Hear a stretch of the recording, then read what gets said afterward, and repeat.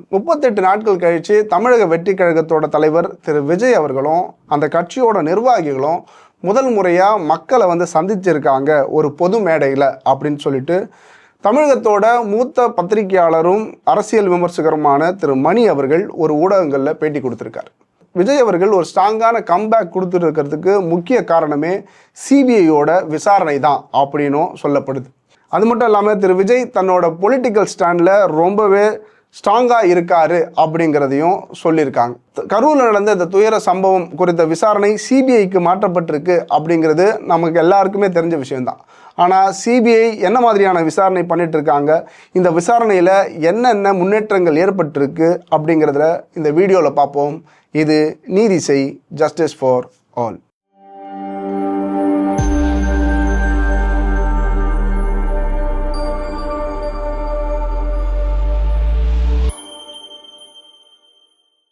கரூர் துயர சம்பவம் குறித்த இந்த வழக்கோட டாக்குமெண்ட்ஸ் எல்லாமே பார்த்தீங்கன்னா அக்டோபர் 17 சிறப்பு விசாரணை குழு கிட்டேருந்து சிபிஐக்கு ஆவணங்கள் ஒப்படைக்கப்பட்டது. இதுக்கப்புறம் பார்த்தீங்கன்னா சிபிஐ தங்களோட விசாரணையை வேலுசாமிபுரத்துலேருந்து ஆரம்பிச்சிருக்காங்க. குறிப்பாக முதல் கட்டமாக கிட்டத்தட்ட ஒரு 300 பேருக்கு வந்து சிபிஐ சம்மன் அனுப்பியிருக்காங்க. இந்த சம்மன் யார் யாருக்கெல்லாம் அப்படின்னு பார்த்தீங்கன்னா குறிப்பாக வேலுசாமிபுரத்தில் அந்த ஸ்டாம்பிட் நடந்த, அதாவது அந்த துயர சம்பவம் நடந்த இடத்துல உள்ள கடைகள் எல்லாத்துக்கும் வணிக நிறுவனங்களுக்கும் இந்த சம்மன் வந்து முதற்கட்டமாக அனுப்பப்பட்டிருக்கு.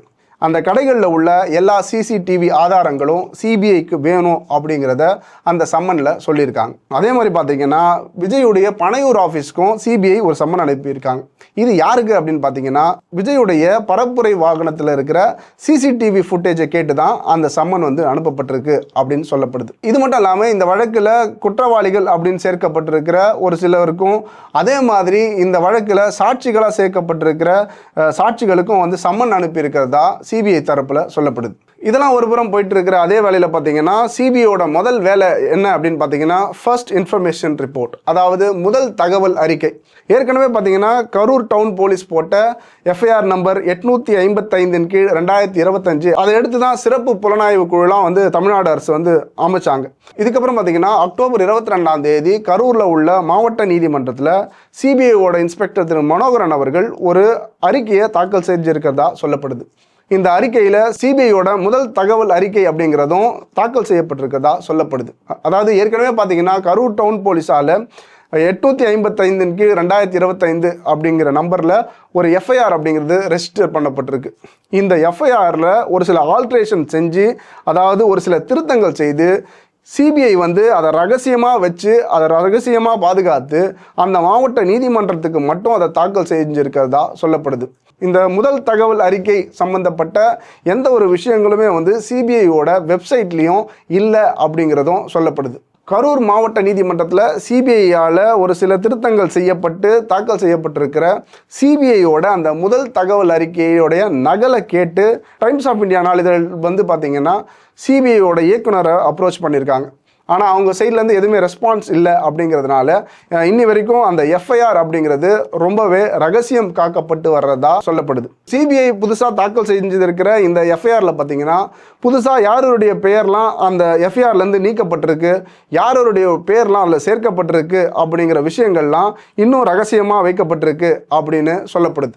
கரூரில் நடந்த இந்த துயர சம்பவம் குறித்து சிபிஐயால் முதல் விசாரிக்கப்பட்ட நபர் யார் அப்படின்னு பார்த்தீங்கன்னா கரூர் டவுன் போலீஸ் இன்ஸ்பெக்டர் திரு மணிவண்ணன் அவர்கள்.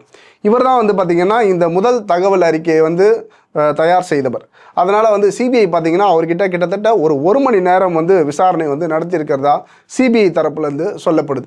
அக்டோபர் 31 மதுரையிலேருந்து வந்த ஒரு சிறப்பு எக்ஸ்பர்ட் டீம் பார்த்திங்கன்னா அந்த வேலுசாமிபுரத்தில் அந்த சம்பவம் நடந்த இடத்துல பார்த்திங்கன்னா 3D தொழில்நுட்பத்தை பயன்படுத்தி வந்து நிறைய வரைபடங்களை வந்து வரைஞ்சிருக்கிறதாகவும் நிறைய மெஷர்மெண்ட்ஸ் எடுத்திருக்கிறதாகவும் சொல்லப்படுது.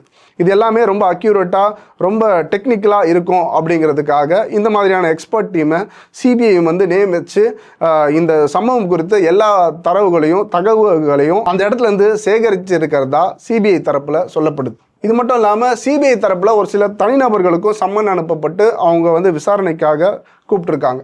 குறிப்பாக கரூரில் காமராஜபுரத்தில் உள்ள திரு ராம்குமார் அப்படிங்கிற நபருக்கு வந்து இவங்க சம்மன் அமைச்சிருக்காங்க. ஆனால் அவர் அந்த சம்மனையும் வாங்கலை, அதே மாதிரி விசாரணைக்கும் வரல. அப்படிங்கிறதுனால அவரை தேடி போயிருக்காங்க. ஆனால் அவர் கரூரில் இல்லை, சென்னையில் இருக்காரு. அப்படிங்கிறதுனால இங்கேருந்து ஒரு சிறப்பு டீம் வந்து சென்னைக்கு வந்திருக்கிறதாகவும் சொல்லப்படுது. இந்த வழக்கில் சிபிஐயால் விசாரணைக்கு அழைக்கப்பட்டிருக்கிற ஒரு சிலரை வந்து ஒரு வழக்கறிஞர் ஒருத்தர் ரொம்பவே இன்ஃப்ளூயன்ஸ் பண்ணுறாரு அப்படிங்கிற சந்தேகம் சிபிஐக்கு வந்திருக்கு. அதனால் அந்த வழக்கறிஞருக்கும் சிபிஐ தரப்புலேருந்து ஒரு சம்மன் அனுப்பப்பட்டிருக்கிறதா சிபிஐ தரப்பில் சொல்லப்படுது. இதெல்லாம் ஒரு புறம் போயிட்டு இருக்கிற அந்த சூழ்நிலை பார்த்தீங்கன்னா, ஒரு சில தனி நபர்களே சிபிஐ கிட்ட டைரெக்டாக வந்து இந்த வழக்கில் என்ன சாட்சியாக சேர்த்துக்கோங்க அப்படின்னு ஒரு சில புகார்களையும் கொடுக்கறதா சொல்லப்படுது. கரூர் பசுபதி பாளையத்தை சேர்ந்த ஒரு வயதான ஜோதிடர் ஒருத்தர் சுந்தர் அப்படிங்கிற பெயரை கொண்டவர் சிபிஐக்கு ஒரு மனுவை வந்து புகார் மனுவை கொடுத்துருக்காரு. அந்த புகார் மனுவில் அவர் தன்னை ஒரு சாட்சியாக சேர்த்துக்க சொல்லியும், அதாவது கரூரில் நடந்த இந்த துயரமான சம்பவத்துக்கு 100க்கு 100 பொறுப்பு வந்து காவல்துறையும் அரசும் தான் அப்படின்னு தன்னோட புகார் மனுவில் குற்றம் சாட்டியிருக்கிறார். அது மட்டும் இல்லாமல் ஆகஸ்ட் 14ஆம் தேதியே பார்த்தீங்கன்னா காவல் நிலையத்தை ஒட்டி சாலையிலே வந்து திமுகவினர் ஒரு பிரச்சார கூட்டம் நடத்தினதாகவும் அந்த கூட்டமே வந்து மக்களால் வந்து ரொம்பவே பேசப்பட்டதாகவும் சொல்கிறார். காவல்துறை சாலையை மறித்து, அதாவது போக்குவரத்தை மறித்து இந்த மாதிரியான பிரச்சாரத்துக்கு அனுமதி கொடுத்தது தான் முதல் தவறு அப்படிங்கிற விஷயத்த அவருடைய புகார் மனுவில் சொல்லியிருக்கார். ரெண்டாவது என்ன அப்படின்னு பார்த்தீங்கன்னா, இந்த பிரச்சார பொதுக்கூட்டத்தில் காவல்துறை வந்து தடியடி நடத்தினாங்க, அது வந்து மிகப்பெரிய விளைவை ஏற்படுத்தியிருக்கு அப்படிங்கிறதையும் இவர் தன்னோட புகாரில் சொல்லியிருக்கார். மூணாவது என்ன அப்படின்னு பார்த்தீங்கன்னா, இதன் பின்னணியில் ஒரு சில சதி செயல்களும் இருக்குது அப்படிங்கிற விஷயத்த தன்னோட மனுவில் இவருக்கு சிபிஐக்கு சொல்லியிருக்கார். சிபிஐயோட இந்த விசாரணை அப்படிங்கிறது வேகம் எடுத்ததுக்கு அப்புறம் பார்த்தீங்கன்னா, தமிழக வெற்றி கழகத்தினோட தொண்டர்களும் அதோட தலைவர் விஜய் அவர்களுமே வந்து ரொம்பவே புத்துணர்ச்சியோட அந்த சிறப்பு பொதுக்குழுவில் கலந்துட்டு இருக்கார். அந்த சிறப்பு பொதுக்குழுவில் கலந்துக்கிட்ட அவர் ரொம்பவே ஸ்ட்ராங்காகவும் உறுதியான நிலைப்பாடோடும் பேசினதை எல்லாராலையும் பார்க்க முடியுது.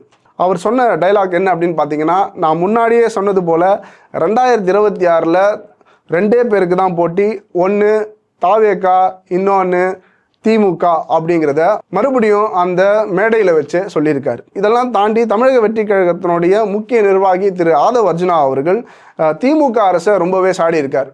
குறிப்பாக அவர் சொல்கிற விஷயங்கள் என்ன அப்படின்னு பார்த்தீங்கன்னா, திமுகவையும் அவங்களுடைய டிஎன்ஏவையும் எனக்கும் எம்ஜிஆருக்கும் நல்லா தெரியும், நீங்கள் என்னென்னலாம் பண்ணுவீங்க அப்படின்றதெல்லாம் எனக்கு தெரியும் அப்படிங்கிறதெல்லாம் நேரடியாகவே மேடையில் வச்சு பேசியிருக்காரு. அது மட்டும் இல்லாமல் ஒரு 6 மாதம் வெயிட் பண்ணுங்கள், இதுக்கப்புறம் என்ன நடக்க போகுது அப்படின்றத பாருங்கள் அப்படிங்கிறதும் பேசியிருக்கார். கரூர் மாவட்டத்தில் சிபிஐ தாக்கல் செஞ்சிருக்கிற இந்த முதல் தகவல் அறிக்கையில் என்னென்ன சொல்லப்பட்டிருக்கு, யாருடைய பெயர்கள் வந்து சேர்க்கப்பட்டிருக்கு, யார் யாருடைய பெயர்கள் வந்து அதுலேருந்து நீக்கப்பட்டிருக்கு, ஒருவேளை அந்த எஃப்ஐஆரில் புதுசாக விஜய் போன்ற ஆட்களுடைய பெயர்கள் சேர்க்கப்பட்டிருக்கா, அப்படி இல்லை திமுகவுடைய செந்தில் பாலாஜி போன்ற ஆட்களுடைய பெயர்கள்லாம் சேர்க்கப்பட்டிருக்கா, அப்படி இல்லை அப்படின்னா இந்த வழக்குடைய விசாரணை வந்து நீதிமன்றத்தில் சிபிஐயால் எப்போ தொடங்கப்பட போகுது அப்படிங்கிற விஷயங்கள்லாம் இனி பொறுத்திருந்து தான் பார்க்கணும். இது நீதி செய், ஜஸ்டிஸ் ஃபார் ஆல்.